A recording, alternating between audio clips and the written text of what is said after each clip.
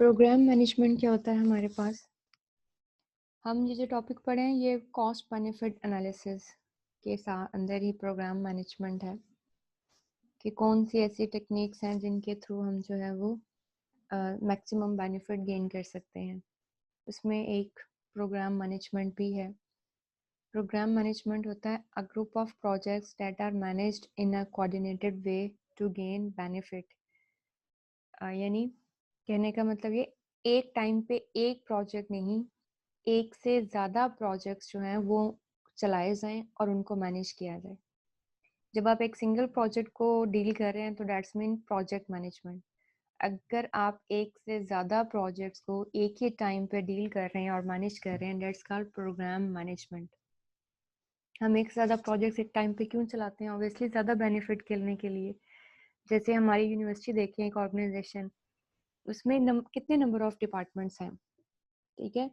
तो वो एक ही प्रोग्राम को लेके नहीं चल रही है, एक प्रोजेक्ट को लेके नहीं चल रही, वो मल्टीपल प्रोजेक्ट्स को लेके चल रही है।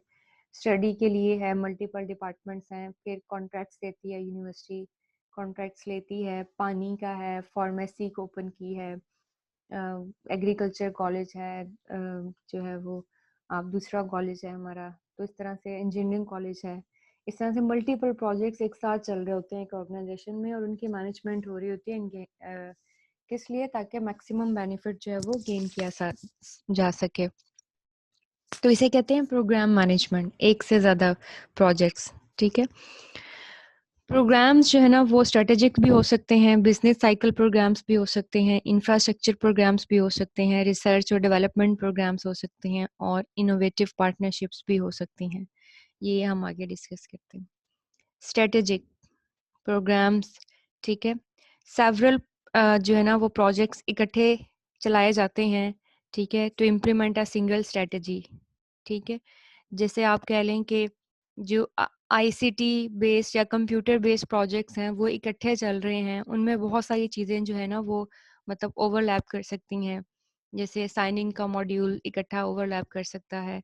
तो जो सेम टाइप की चीज़ें हैं उन्हें ऑर्गेनाइजेशन में हम इकट्ठा चला सकते हैं क्योंकि उनकी टाइप सेम है, उसमें रिसोर्सेज एक दूसरे के साथ शेयर हो जाती हैं, मॉड्यूल्स एक दूसरे के साथ मर्ज हो जाते हैं, वो एक दूसरे के साथ सिस्टम जो है ना वो मतलब एक जैसा काम होता है तो उन्हें हम इकट्ठा चला सकते हैं।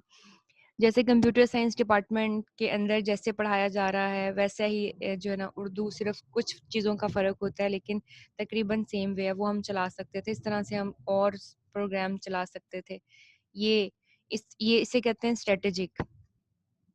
फिर बिजनेस साइकिल प्रोग्राम्स क्या होते हैं कि जैसे फॉर एग्जांपल हम जो है वो एक हमारी ही ऑर्गेनाइजेशन में एक अलग से अदारा हो, अदारा तो नहीं कह रहा, अलग से पार्ट हो हमारी ऑर्गेनाइजेशन का जो कि इन तमाम प्रोजेक्ट्स की पोर्टफोलियो जो है वो मैनेज कर रहा हो। देखें ये भी एक अलग से प्रोग्राम चल रहा है, एक अलग से प्रोजेक्ट चल रहा है ऑर्गेनाइजेशन के अंदर ही। जैसे देखें आपकी फी स्लिप का रिकॉर्ड्स, आपकी फ़ी का रिकॉर्ड जो है ना वो रख रहा है हमारा एडमिन ऑफिस, ठीक है। इसी तरह से आपकी फ़ीस का हिसाब रखा जाता है, आपके एग्ज़ाम का हिसाब रखने के लिए अलग है, मतलब वो टीचर हर एक टीचर नहीं रखता, उसके लिए अलग है। तो यूनिवर्सिटी में जहाँ टीचिंग हो रही है वहाँ पे एग्ज़ाम भी चल रहा है, ठीक है, उससे रिलेटेड उसके लिए अलग। तो यहाँ पे भी बिज़नेस साइकिल प्रोग्राम्स में आप कह लें कि जो प्रोजेक्ट्स चल रहे होते हैं उनका हिसाब किताब या उनकी प्रोफाइल मैनेजमेंट जो है वो यहाँ पे हो सकती है, इस प्रोग्राम में हो सकती है। तो ये एक से ज़्यादा चीज़ें साथ चल रही हैं कि एक तरफ प्रोग्राम डेवलपमेंट भी चल रही है, दूसरी तरफ उनकी मैनेजमेंट भी चल रही है। Then infrastructure programmes, in an organization there may be many different ICT based application which share the same hardware। अच्छा, जिनका स्ट्रक्चर सेम होगा उनको भी हम मतलब वो स्ट्रेटेजिक में भी तकरीबन मर्ज हो सकती हैं चीज़ें, और यहाँ पे भी इंफ्रास्ट्रक्चर में उसे सेपरेट ही कर दिया बिल्कुल कि ऐसे प्रोग्राम्स जो कि सेम स्ट्रक्चर के हैं, सेम हार्डवेयर यूज़ कर रहे हैं, सेम सॉफ्टवेयर यूज़ कर रहे हैं। जैसे कोई प्रोजेक्ट है इमेज प्रोसेसिंग के रिलेटेड तो उसके लिए आपको हार्डवेयर जो इन्वॉल्व है, कैमरा वगैरह, तो वहाँ सारे इमेजेस से रिलेटेड प्रोजेक्ट्स जो हैं वो यही डिपार्टमेंट डील करे, ठीक है, वो इसी को दे दिए जाए। तो जिनका स्ट्रक्चर तकरीबन सेम है उनके लिए आप अलग अलग डिपार्टमेंट्स जो हैं वो क्रिएट कर दें। यानी एक ऑर्गेनाइजेशन में एक से ज्यादा काम चल रहे होते हैं। जरूरी नहीं कि सिर्फ और सिर्फ उसमें एक ही काम चल रहा हो। रिसर्च और डेवलपमेंट का अलग सेल हो, ठीक है, अलग सेल। रिसर्च और डेवलपमेंट का क्या काम होता है? रिसर्च नाम से जैसे लग रहा है आपको कि नई चीजें, नई प्रोडक्ट्स के ऊपर जो है वो रिसर्च करना, ठीक है।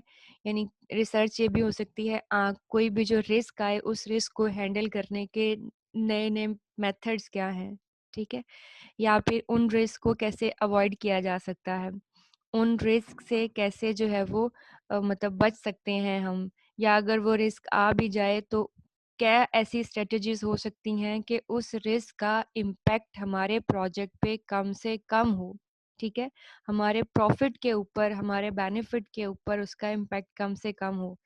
इन सारी चीज़ों को जो डील करेगा उसके लिए हम एक अलग जो है वो बना देते हैं सेल, जिसे हम कह देते हैं रिसर्च। ज़रूरी नहीं कि यहाँ जो नाम लिखे गए हैं ये कुछ सैंपल्स हैं कि एक ऑर्गेनाइजेशन में ये डिफरेंट टाइप्स की चीज़ें चल सकती हैं। ये बेसिकली बनाए गए हैं आईसीटी से रिलेटेड, कंप्यूटर से रिलेटेड।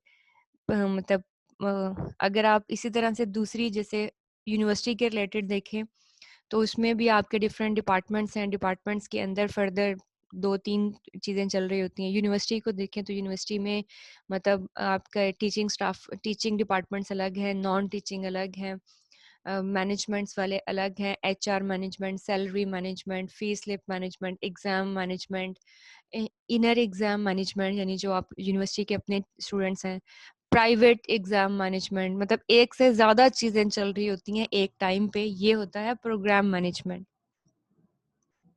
ठीक है। यानी जहाँ एक प्रोजेक्ट चल रहा हो, जैसे आप स्टूडेंट हैं, आपके पास आपका फाइनल ईयर प्रोजेक्ट चल रहा है, वो प्रोजेक्ट मैनेजमेंट एक, ठीक है। कोई ऑर्गेनाइजेशन है उसके पास एक से ज्यादा प्रोग्राम्स चल रहे होते हैं एक टाइम पे, प्रोजेक्ट्स चल रहे होते हैं, तो उसे हम प्रोग्राम मैनेजमेंट बोलते हैं।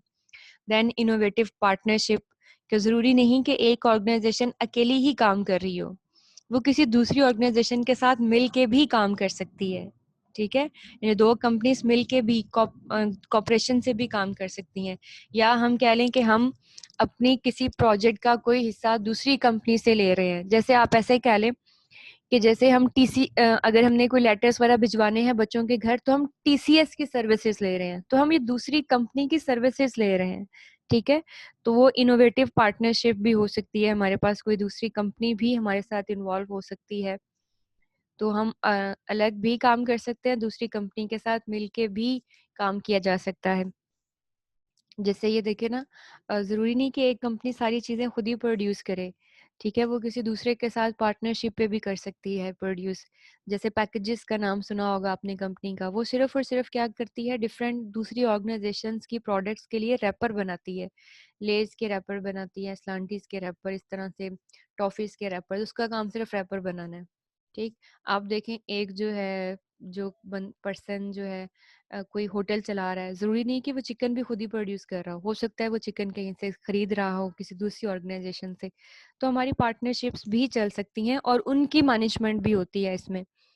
तो प्रोग्राम मैनेजमेंट सिंपली क्या है, एक से ज़्यादा प्रोजेक्ट्स को हैंडल करना प्रोग्राम मैनेजमेंट कहलाता है। प्रोजेक्ट मैनेजर, मैम ये बिजनेस साइकिल प्रोग्राम को रिपीट करना। बिजनेस साइकिल प्रोग्राम्स, जैसे फॉर एग्जांपल इसमें हम हिसाब रखते हैं, यानी प्रोफाइल्स बनाना ना प्रोजेक्ट्स की, कि इस प्रोजेक्ट ने कितना जो है वो कितना बेनिफिट दिया या कितना लॉस दिया, इस प्रोजेक्ट ने कितना बेनिफिट दिया कितना लॉस दिया। मतलब अगर हम ये देखें कि per year department of computer science university को कितना कमा के दे रहा है, डिपार्टमेंट ऑफ उर्दू कितना कमा के दे रहा है, फलां डिपार्टमेंट कितना कमा के दे रहा है, मतलब इनकी मैनेजमेंट के लिए या इनका हिसाब किताब रखने के लिए भी हमारे पास डिपार्टमेंट्स होंगे, सेल होंगे, यानी इनकी मैनेजमेंट भी ज़रूरी है। ये भी आप समझ लें कि एक प्रोजेक्ट ही चल रहा है हमारी ऑर्गेनाइजेशन के अंदर एक अलग से, ठीक है। या हमें कहाँ पे इन्वेस्ट करना चाहिए, ठीक है, कौन सी चीज़ ज़्यादा बेनिफिट दे सकती है, वो बिजनेस साइकिल प्रोग्राम्स। जैसे दूसरी कोई यूनिवर्सिटी ने फलां प्रोग्राम लॉन्च किया है, वो सिर्फ उधर यूनिवर्सिटी को करना चाहिए क्योंकि हमारे कंपेटिटर्स हैं, हमें भी चूंकि आगे बढ़ना है। आपका कोई साथ बिजनेसमैन है, उसने कोई नई चीज़ इंट्रोड्यूस करवाई है, वहाँ कस्टमर ज़्यादा आ रहे हैं, तो आपको नया क्या इंट्रोड्यूस करवाना चाहिए, ठीक। इसमें ख़ास तौर पे बेनिफिट्स के हवाले से जो है ना, यानी प्रोजेक्ट्स की प्रोफाइल मेंटेन करना with certain amount of time के बाद फिर उनको इंफ्रास्ट्रक्चर में क्या इंफ्रास्ट्रक्चर में क्या इंफ्रास्ट्रक्चर में क्या होगा? ऐसे प्रोजेक्ट्स जिनका स्ट्रक्चर सेम है, ठीक है। बहुत सारी एप्लीकेशंस होती हैं जिनका स्ट्रक्चर सेम होता है, जैसे आप कह लें कि वो सेम हार्डवेयर यूज करें। जैसे आप डेटाबेस का कोई प्रोजेक्ट बनाते हैं, जैसा आपने वो पहले बनाया है दूसरी दफा जब आप बनाएंगे तो वैसे ही बनेगा ना। तकरीबन कुछ चीजें चेंज हो सकती हैं, अंदर डाटा चेंज हो सकता है, लेकिन उसका जो स्ट्रक्चर है, लेआउट है, वो मतलब डिजाइन है, वो वैसा ही होगा जैसा आपने पहले बनाया है। तो जो सेम स्ट्रक्चर की चीजें हैं उनको आप एक मतलब आपको नए सिरे से बनाने की जरूरत नहीं होती, आप पहले वाला ही स्ट्रक्चर उठा के उन्हें जो है वो कर सकते हैं। और ये पहले आपने ऐसा प्रोजेक्ट डील किया है या नहीं, ऑब्वियसली आप कहाँ से चेक करेंगे? प्रोजेक्ट पोर्टफोलियो से, जहां आपने प्रोजेक्ट्स की प्रोफाइल बनाई हुई है। ठीक है। ठीक हो गया। रिसर्च ओरिएंटेड में आपका जो डिपार्टमेंट है वो रिस्क के हवाले से, मतलब जो भी रिसर्च का काम होगा, किसी रिस्क के हवाले से कोई इनोवेटिव आइडिया चाहिए होगा, किसी नई टेक्नोलॉजी के ऊपर कोई चीज़ चाहिए होगी आपको, तो वो ये पार्टनरशिप, ये बाहर के जो आपके हैं लोग, बाहर की कोई ऑर्गेनाइजेशन है, कहीं बाहर से आप सर्विसेज ले रहे हैं, उनको मैनेज करना।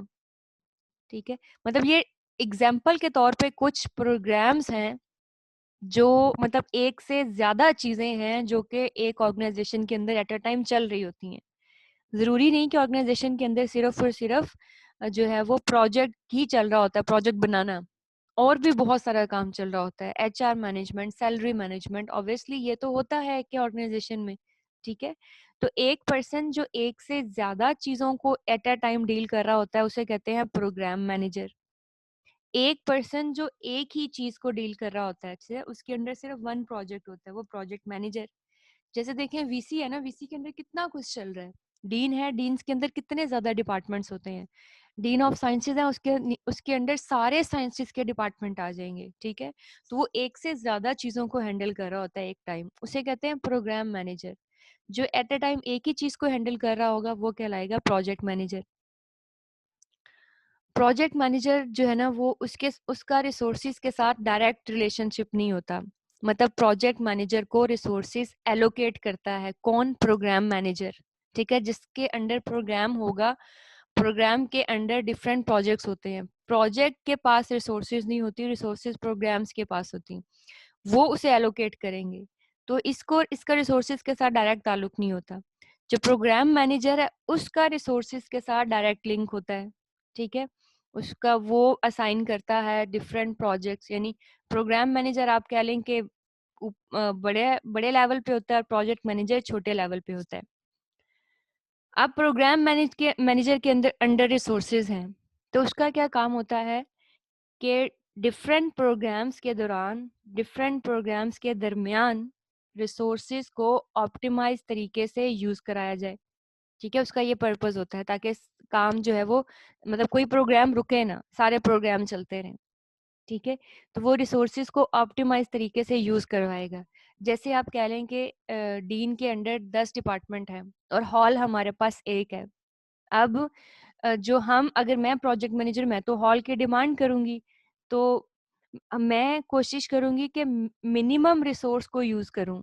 ठीक है, मिनिमम। लेकिन रिसोर्स मुझे एलोकेट किसने करनी है? प्रोग्राम मैनेजर ने। और प्रोग्राम मैनेजर का ये काम होगा कि वो जो डिफरेंट डिपार्टमेंट्स हैं उनके दरमियान उस रिसोर्स को ऑप्टिमाइज तरीके से यूज करवाए। ऑप्टिमाइज तरीके से यूज करने का मतलब ये होता है कि किसी का काम भी ना रुके। ठीक है। कम टाइम में वो रिसोर्स जो है ना, वो maximum number of departments use भी कर लें, कोई ऐसी स्ट्रेटेजीज जो है ना वो निकाले। ठीक है। Projects tend to be seen unique. जो प्रोजेक्ट मैनेजर है उसके पास जो प्रोजेक्ट है वो हो सकता है कि कोई यूनिक प्रोजेक्ट हो, मतलब नया हो। ठीक है। क्योंकि उसके पास एक ही चीज होगी तो वो यूनिक ही होगी ऑब्वियसली। और जो प्रोग्राम मैनेजर है उसके पास डिफरेंट प्रोजेक्ट्स होते हैं, तो वो हो सकता है कि सिमिलर भी हो सकते हैं, और वो होने चाहिए सिमिलर। जैसे डीन का काम डिफरेंट डिपार्टमेंट्स को चेक करना है, तो सारे डिपार्टमेंट एक जैसे ही काम करते हैं तकरीबन। ठीक है। तो प्रोग्राम मैनेजर के पास जो है वो मल्टीपल प्रोजेक्ट्स होते हैं। वो मल्टीपल प्रोजेक्ट्स जो है वो हो सकता है सेम टाइप के भी हो सकते हैं, मतलब सिमिलर होते हैं मोस्टली। और प्रोजेक्ट मैनेजर के पास एक प्रोजेक्ट होता है और वो डिफरेंट ही होता है ऑब्वियसली, क्योंकि उसने एक ही चीज़ को हैंडल करना होता है। ये तो प्रोग्राम मैनेजमेंट, ठीक है। सिंपली प्रोग्राम मैनेजमेंट क्या है, एक से ज़्यादा प्रोजेक्ट्स को एक टाइम पे हैंडल करना प्रोग्राम मैनेजमेंट कहलाता है। देन बेनिफिट मैनेजमेंट, ठीक है, कि बेनिफिट मैनेजमेंट क्या होती है।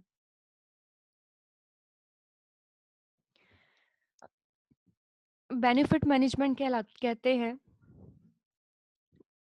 सबसे पहले डिफाइन करना एक्सपेक्टेड बेनिफिट, कि कोई भी प्रोजेक्ट जो हम स्टार्ट कर रहे हैं उससे एक्सपेक्टेड कितना बेनिफिट जो है वो आ सकता है, ठीक है, कितना बेनिफिट, कितना हम जो है वो कर सकते हैं। Analyse balance between cost and benefit, कितनी कॉस्ट लगाएं और कितना बेनिफिट लें। 100 रुपया लगाएंगे तो 50 आ जाएगा, यानी ये इस चीज़ का हिसाब रखना। 200 रुपया लगाएंगे तो इतने आएंगे, 1000 रुपया लगाएंगे तो इतने आएंगे, 1 लाख लगाएंगे तो इतना बेनिफिट अचीव हो सकता है। ये balance between cost and plan how benefit will achieved. और ये जो बेनिफिट इधर एक्सपेक्टेड लिखा है ना आपने कि इतना आ सकता है, उसको अचीव करने के लिए प्लान भी तो होना चाहिए, क्योंकि विदाउट प्लान तो आप बेनिफिट वो नहीं ना ले सकते।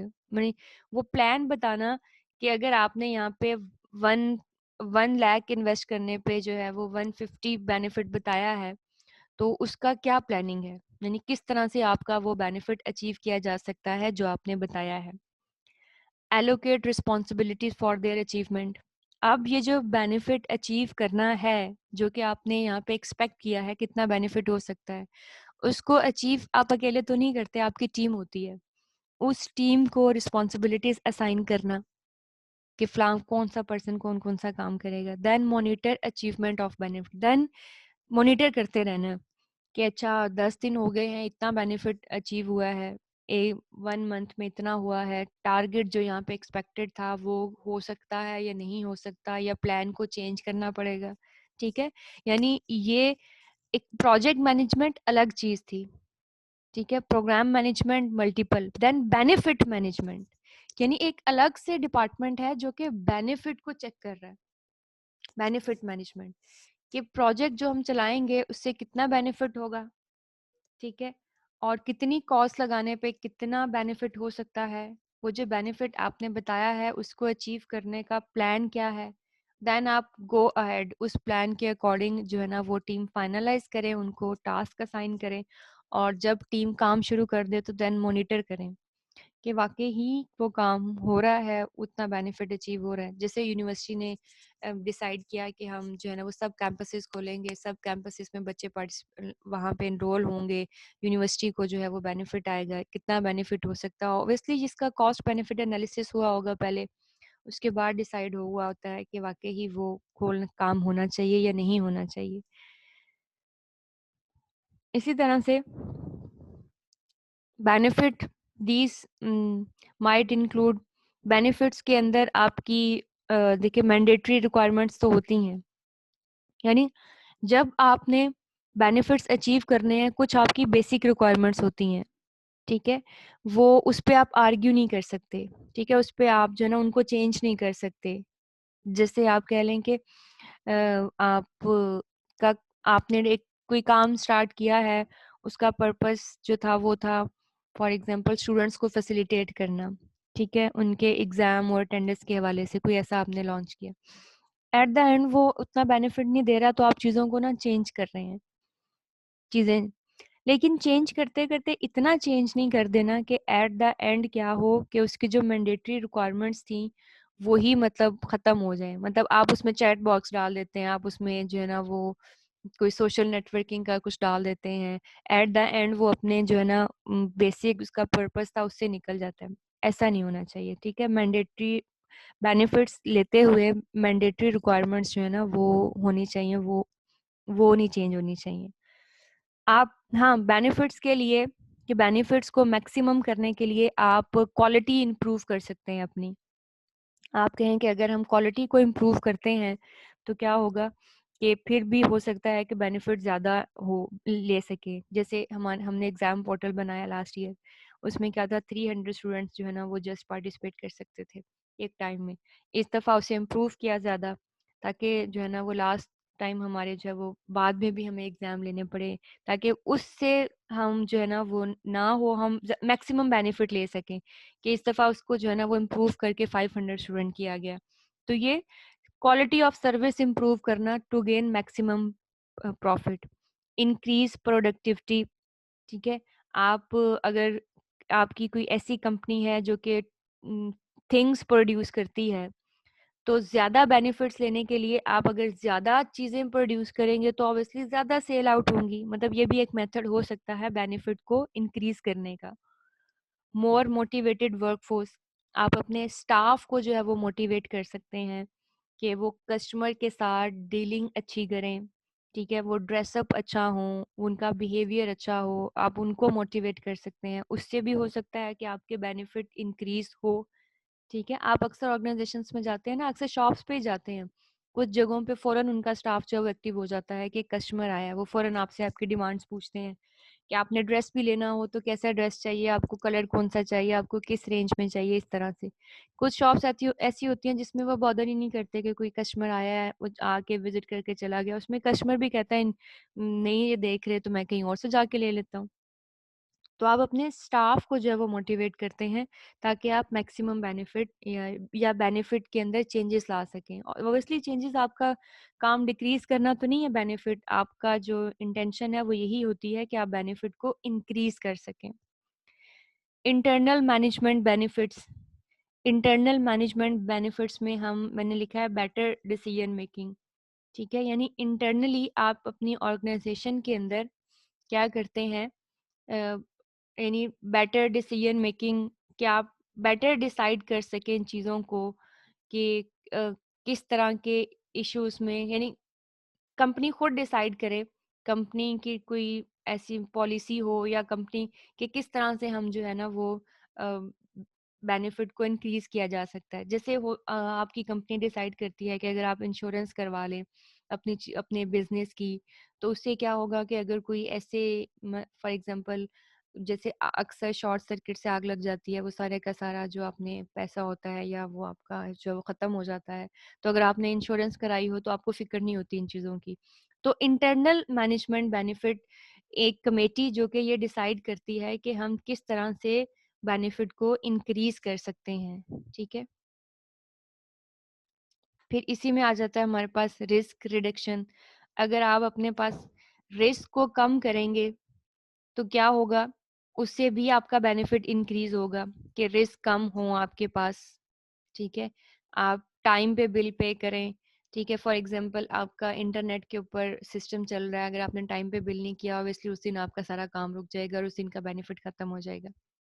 इसी तरह इकोनॉमिक इकोनॉमीज जो है ना, मतलब इकोनॉमिस्ट कहते हैं कोई ऐसे प्रोजेक्ट्स लॉन्च करें या ऐसी चीज़ें लॉन्च करें कि कम कम आपको पे करना पड़े और मैक्सिमम आप गेन करें। ठीक है, उसमें आपके पास ये आ जाता है, जैसे आप कह लें कि आप जो है वो आपने कॉल के लिए एक पर्सन रखा हुआ है जो कि कॉल्स करता है, उसके लिए आप ऑटोमेटेड कॉल सिस्टम ले लें, ऑटोमेटेड टेलीफोन सिस्टम। ठीक है, वो क्या होगा, वो आपने एक दफा तो परचेज कर लिया, ठीक है, थोड़े पैसे लगा के, लेकिन आपको फिर वो आपको पे नहीं करना पड़ेगा, उसकी मैनेजमेंट नहीं करनी पड़ेगी उस पर्सन की, उसकी जगह आपने सिस्टम रख लिया है। ठीक है, तो इस तरह के काम, ठीक है, इससे भी आपका जो है ना, एक दफा आपको पैसा लगाना पड़ता है ऑब्वियसली ज्यादा, लेकिन चूंकि वो लाइफ टाइम हो जाता है फिर आपका। ठीक है, लाइफ टाइम के लिए फिर आप उसे यूज कर सकते हैं। आपको एक द टाइम ऐसा आता है कि वो उसके पैसे पूरे हो जाते हैं, वो फिर आपको बेनिफिट दे रहा होता है। इस तरह से इन्हेंसमेंट रेवेन्यू इन्हेंसमेंट में भी यही चीजें हैं कि आप ऐसी स्ट्रेटजीज लें कि जिससे आप अपना रेवेन्यू एनहांस कर सकते हैं। मतलब रेवेन्यू एनहांसमेंट का मतलब होता है कि जो पेमेंट्स आनी होती है ना आपकी, वो जल्दी है। जैसे आप जल्दी बिल भिजवाएंगे कस्टमर्स को तो जल्दी पे करेंगे तो जल्दी आपके पास रेवेन्यू आएगा। जब आपके पास रेवेन्यू जल्दी आएगा तो आप दोबारा से नई चीज जल्दी शुरू कर सकते हैं। ठीक है, जैसे यूनिवर्सिटी अगर टाइम पे फीसेस ले, बच्चों की टाइम डिसाइड करती है, तो यूनिवर्सिटी के पास जल्दी रेवेन्यू आएगा। जब जल्दी आएगा तो यूनिवर्सिटी उस पैसे से कुछ ना कुछ मतलब कर सकती है, उसे किसी और काम में लगा सकती है, या टीचर्स को पे टाइम पे दे सकती है, या इस तरह आगे। इसी तरह से कहते हैं स्ट्रेटेजिक फिट कहते हैं एक ऐसी कोई भी ऐसा आपका प्लान, ठीक है, हो सकता है कि वो जो है ना आपकी ऑर्गेनाइजेशन में चंद ग्रुप ऑफ पीपल्स को के लिए बेनिफिट ना हो, लेकिन एज अ होल आपकी ऑर्गेनाइजेशन को बेनिफिट दे रहा हो। ठीक है, कोई भी ऐसा प्लान जो कि आपकी ऑर्गेनाइजेशन में चंद लोगों के लिए बेनिफिट ना हो उसका, लेकिन एज अ होल अगर आप देखें तो वो आपकी ऑर्गेनाइजेशन के लिए बेनिफिट मतलब बेनिफिट कर रहा हो, ठीक है, ऑब्टेन कर रहा हो बेनिफिट। तो इस सूरत में फिर आप इस सूरत में कोई प्लान नहीं होता कि आपने वो जो है चेंज वो आपने अडॉप्ट करना है या नहीं। ठीक है, a change might not be benefit any single group within organisation but might have to be made obtain a benefit for the organisation as a whole. इसमें फिर नहीं आप यहाँ पे मतलब कोई रिस्ट्रिक्शन नहीं है कि आपने वो प्लान करना है या नहीं। हाँ, अगर आपके लिए वो सिंगल ग्रुप ऑफ पीपल जो है वो इम्पोर्टेंट है तो आप वो चेंज अडॉप्ट ना करें। ये ऑर्गेनाइजेशन टू ऑर्गेनाइजेशन मतलब वेरी करती है ये चीज़, कि अगर ऑर्गेनाइजेशन को अपना बेनिफिट इम्पोर्टेंट है तो वो फिर वो उन ग्रुप ऑफ पीपल्स का मतलब नहीं देखती। वो कहती है ठीक है, ये मतलब आप ऑर्गेनाइजेशन को तो बेनिफिट हो रहा है ना, ग्रुप ऑफ पीपल्स को नहीं हो रहा, तो चंद लोगों को नहीं होता ऑर्गेनाइजेशन में, बाकी लोगों को उसका बेनिफिट हो रहा होता है। ठीक है, इसी तरह से नेक्स्ट आ जाता है प्रोक्योरमेंट मैनेजमेंट। प्रोक्योरमेंट को हम पहले भी थोड़ा सा डिस्कस कर चुके हैं जब हमने स्टेक होल्डर मैनेजमेंट की थी, कि हमारे पास वो पर्सन्स भी स्टेक होल्डर होते हैं जिनके साथ हम बाहर से डीलिंग कर रहे होते हैं। उसकी एग्जांपल अभी भी ऊपर आई थी कि हम जो है ना वो हमारी कंपनी एज अ होल अकेली काम नहीं कर रही होती, दूसरी कंपनीज के साथ मिल के काम कर रही होती है, दूसरी ऑर्गेनाइजेशन के साथ। और प्रोक्योरमेंट इसी को कहते हैं। प्रोक्योरमेंट को हम आउटसोर्सिंग भी बोलते हैं, परचेजिंग भी बोलते हैं। ठीक है, प्रोक्योरमेंट मींस दूसरी कंपनी से चीजें खरीदना या उनकी सर्विसेज लेना। ठीक है, यानी अपनी कंपनी के अलावा किसी दूसरी कंपनी से कोई चीज खरीदना प्रोक्योरमेंट कहलाता है, या उसकी सर्विसेज लेना वो भी प्रोक्योरमेंट कहलाता है। जैसे मैंने आपको कहा यूनिवर्सिटी ने अगर टीसीएस सेंड करने हैं बच्चों को, तो वो लेटर सेंड करने हैं तो वो टीसीएस जो है ना उसकी सर्विसेज लेगी, तो ये हम प्रोक्योरमेंट कर रहे हैं। ठीक है, जैसे मैंने आपको बताया कोई होटल है वो चिकन डेली किसी दूसरे से खरीदता है जो कि चिकन की सारी मैनेजमेंट जो कि चिकन बनाता है, ठीक है, या पोल्ट्री फार्म है वहां से खरीदता है, तो वो किसी दूसरी कंपनी से ले रहे हैं, वो भी प्रोक्योरमेंट ही कहलाती है। ठीक है, कि हम प्रोक्योरमेंट कर रहे हैं। तो प्रोक्योरमेंट की भी प्रॉपर जो है ना वो मैनेजमेंट होती है प्रोजेक्ट में, मतलब ये भी हमें मैनेज करनी चाहिए। हम क्यों करते हैं procurement? Obviously access skill and technologies. ठीक है, या तो किसी दूसरे के पास हमारे पास स्किल नहीं होती, किसी दूसरे के पास वो स्किल होती है, हमारे पास वो टेक्नोलॉजी नहीं है, दूसरे के पास वो टेक्नोलॉजी है, डेट्स वाई हम आउटसोर्सिंग कर रहे होते हैं। ठीक है, हमारे पास कोई प्रोजेक्ट आ गया इमेज प्रोसेसिंग का, हमारे पास इमेज का बंदा ही नहीं है इमेज प्रोसेसिंग का, हम वो मॉड्यूल बाहर से बनवा लेते हैं। ठीक है, किसी स्किल्ड पर्सन से। reduce both fixed and recurrent cost। ठीक है, बजाय ये कि हम उन चीज़ों को खुद जो है ना वो करें, तो हम क्या करते हैं उन्हें मतलब बाहर से बना लेते हैं, और उसमें कॉस्ट हमारे पास फिक्स हो जाती है ना जब हम बाहर से बनाते हैं, यानी हमारा उनके साथ फिक्स हो जाता है। अक्सर लोग आपने देखा होगा ऐसे भी काम करते हैं, जैसे ये जो आप ब्रांड्स देखते हैं ना वैसे ही काम करती हैं कि ऑर्डर बड़े बड़े ले लेते हैं और खुद कोई काम नहीं करते, बस ऑर्डर लेना, और फिर उन्हीं पैसों में, यानी अगर आपने 10,000 का ऑर्डर लिया है तो वही चीज 5,000 की कहीं और से बनवा के 10,000 की आगे सेल कर देते हैं। ठीक है, उससे क्या होता है, ठीक है मैं मार्क कर, उससे क्या होता है, उससे ये होता है कि उनको वहां से मतलब वो भी बेनिफिट में ही आ जाता है कि उनको विदाउट एनी एफर्ट, ठीक है, 5,000 का ना उन्हें जो है वो कॉस्ट ऊपर नीचे हुई है उनकी। ठीक है, वो कॉस्ट उनके साथ 5,000 फिक्स थी, वो उन्होंने वहाँ 5000 दी, वहाँ से 10,000 लिया और 5000 का बैठे बैठे क्या हो गया, बेनिफिट हो गया। ठीक है, ऐसे भी प्रोक्योरमेंट होती है। Allow the client organisation to focus on its core business.